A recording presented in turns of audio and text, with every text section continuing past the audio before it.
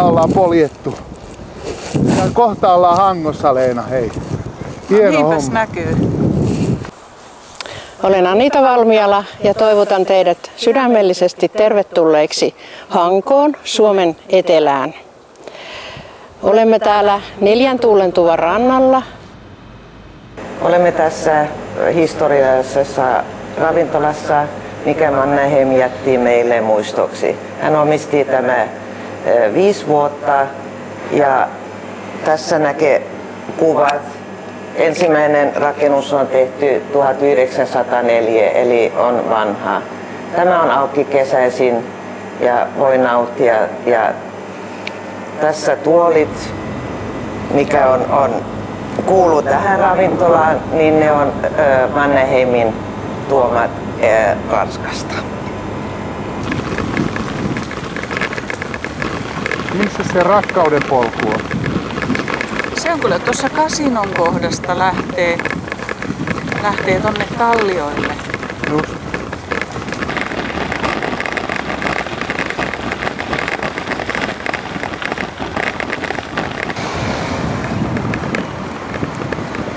Hei tossa. Hei, tässä on meidän yöpaikka, Villa Maija. Onpa upea. Katoppa. 3-kerroksinen. 3-kerroksinen. Tervetuloa Hankoon. Olemme Villa Maijassa idyllisessä puuhuvilassa.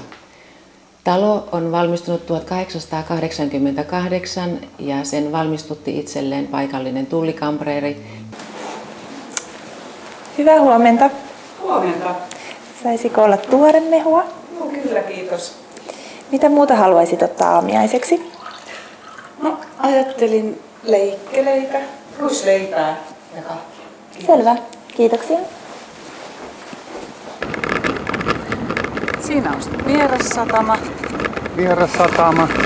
Sopivasti kato tässä meidän ravintoloiden Kyllä. lähellä. Ravintola Pirate. Tähän mennään, Orikoon mennään tänään. Juu. Mennään nyt sinne.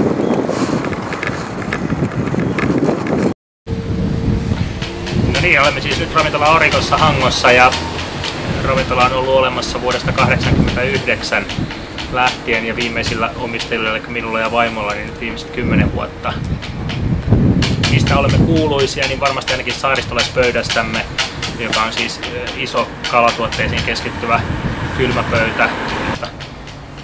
Siinä on kerralla noin 30 eri tuotetta tarjolla ja varsinkin kesällä kyllä on aikamoinen elämys ostua ravintolaan sisään ja kun se saaristolaispöytä siihen eteen heti avautuu.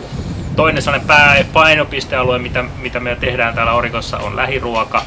Meillä on hyvää yhteistyötä Tammisaaren kupeessa Buvikin luomulammastilan kanssa. Heiltä ollaan saatu luomulammasta jo useampana vuonna. Tervetuloa Ravintola Pirate. Ravintola Pirate on monipuolinen. Ravintola Pirateen on helppo tulla. Ravintola Piratesta löytyy myös putiikkeni, josta löytyy kaikkia kesäkivaa ja kivaa kotiin viemistä. Ravintola Piratesta löytyy myös house-bändi kesäviikonloppuisin.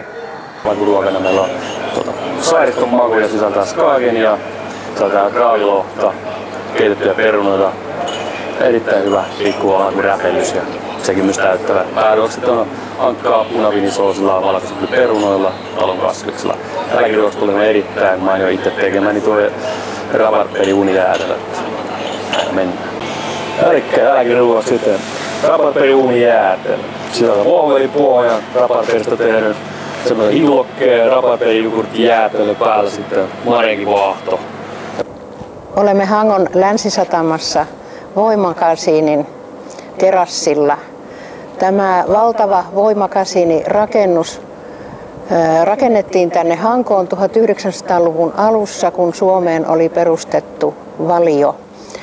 Ja Suomessa voin valmistus oli helpottunut, oli keksitty separaattorit ja aloitettu sitten voin vienti ulkomaille tämän Hangon sataman kautta.